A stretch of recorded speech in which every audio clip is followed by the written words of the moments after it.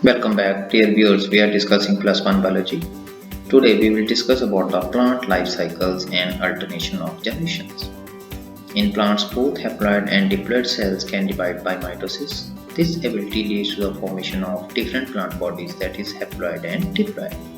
Plants में haploid और diploid दोनों प्रकार के सेल जो हैं वो माइटोसिस द्वारा डिवाइड कर सकते हैं, जिसके चलते प्लांट्स में हैप्लॉइड और डिप्लॉइड दोनों प्रकार की प्लांट बॉडीज की फॉर्मेशन होती है। The haploid plant body produces gametes by mitosis. तो जो haploid plant body होती है वो माइटोसिस द्वारा gametes की प्रोडक्शन करती है।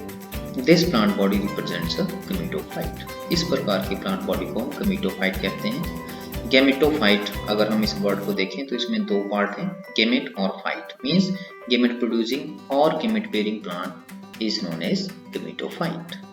जो gametes होते हैं जब इनकी फ्यूजन होती है मीन्स फर्टिलाइजेशन होती है तो जाइगोट की फॉर्मेशन होती है। जाइगोट क्या करता है फिर it divides by mitosis to produce a diploid plant body that is called as sporophyte. तो sporophytic plant body is always diploid and gametophyte is always haploid. ये आपने याद रखना है।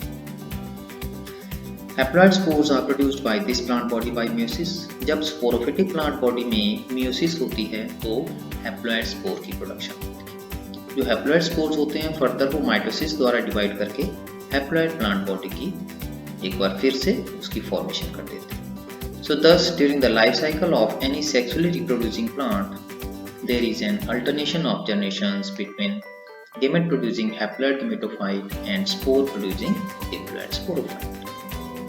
तो इस प्रकार से जितने भी सेक्स रिप्रोड्यूसिंग प्लांट होते हैं जो सेक्स रिप्रोडक्शन करते हैं उनमें गेमेटोफाइट और स्पोरोफाइट के बीच में अल्टरनेशन होती रहती है। इसी को अल्टरनेशन ऑफ जनरेशन कहते हैं। In plants, following types of life cycle pattern can be seen.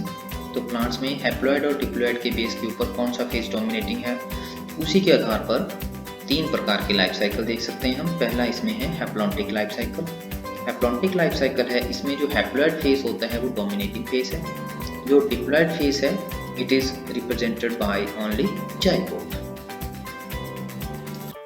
तो sporophytic generation is represented only by one celled zygote. There are no free living sporophytes. Meiosis in the zygote results in the formation of haploid spores. The haploid spores divide mitotically and form gametophyte.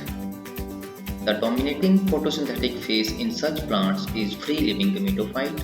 So this kind of life cycle is termed as haplontic. तो haplontic life cycle में haploid phase जो है वो dominating होता है और जो diploid phase होता है it is short lived and is represented by only zygote. Many algae such as Volvox, Spirogara and some species of Glamdomonas they represent this pattern. Next one is diplontic life cycle. Diplontic life cycle में जो diploid phase है sporophytic phase is dominating और जो gametophytic phase है it is only represented by gametes. So in this type of life cycle the diploid sporophyte is dominant photosynthetic independent phase of the plant. The gametophytic phase is represented by single to few celled haploid gametophyte. एक ficus algae है इसमें पाया जाता है इस प्रकार का life cycle. उसके अलावा all seed bearing plants that is gymnosperms and angiosperms they follow this pattern with some variations wherein the gametophytic phase is few to multicelled.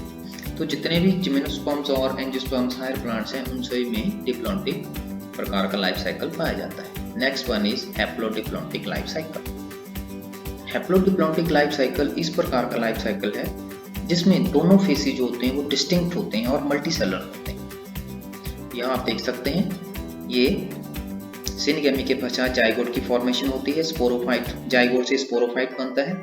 उसके बाद स्पोरोफाइट जो है वो उसमें म्यूसिस होती है और फिर स्पोर्स की फॉर्मेशन होती है। स्पोर्स जर्मिनेट करके फिर गेमेटोफिटिक प्लांट बॉडी की फॉर्मेशन होती है। तो इसमें गेमेटोफाइट और स्पोरोफाइट दोनों डिस्टिंक्ट होते हैं। So it is a type of life cycle in which there are two distinct multicellular phases, diploid sporophyte and haploid gametophyte. One or both the phases can multiply vegetatively.